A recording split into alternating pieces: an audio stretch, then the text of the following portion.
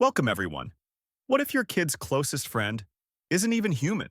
Because right now, millions of teens are opening up to AI companions, and the consequences are turning drastic. Let's find out in Hey detail now. everyone. So today, we're going to talk about something that's popping up everywhere. And honestly, it's a pretty big deal for parents and young people.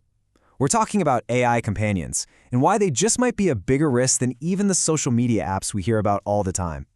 So let's just start with a kind of wild question, but it's one we really have to ask now. Is your kid's best friend actually human? It sounds like something out of a movie, but as you're about to see, it's a very real question for a lot of families. And this isn't some niche futuristic thing. Nope. A recent report from Common Sense Media found that 72% of teenagers have already used AI companions.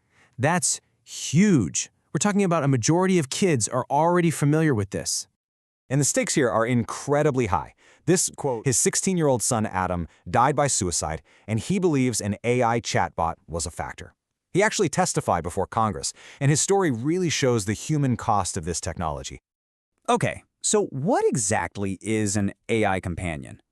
Let's break down what makes these so different from the AI that you and I might use every day, like Siri or Alexa. So, look at this comparison. It really clears things up. On one side, you've got your task-based AI, like Siri. You ask it a question, it gives you an answer. It's a tool, plain and simple. Its goal is just efficiency. But on the other side, AI companions. Their whole purpose is different. They're designed to build a relationship, to have these ongoing, personalized chats, and offer what feels like empathy. Their goal isn't efficiency, it's connection. Which, brings us to the really big question. Why? Why are so many young people seeking these things out? What's the massive appeal?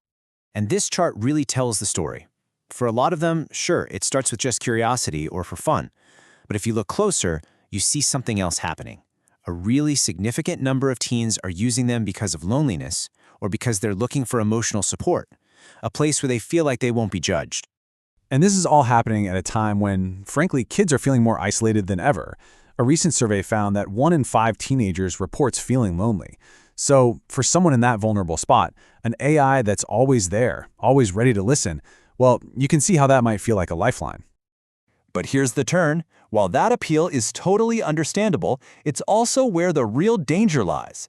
These platforms can feel like a safe harbor, but there are some pretty serious risks hiding just beneath the surface of those friendly chats. We can pretty much group these dangers into 3 main buckets. First, there's the very real risk of psychological harm. Second, some absolutely massive privacy violations. And third, the potential to actually get in the way of developing real-world social skills. Let's dig into these. And this is another heartbreaking story. 14-year-old son also died by suicide. She said that when he was in crisis and told the bot about it, it didn't tell him to get help. It didn't say, "I'm a bot." Instead, it pulled him deeper into a fantasy, with just tragic results. And this gets to the absolute core of the psychological risk.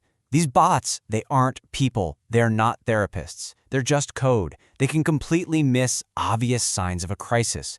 Worse, they can sometimes reinforce dangerous ideas because they literally can't tell the difference between what's real and what's fantasy. They're just not a substitute for real human help.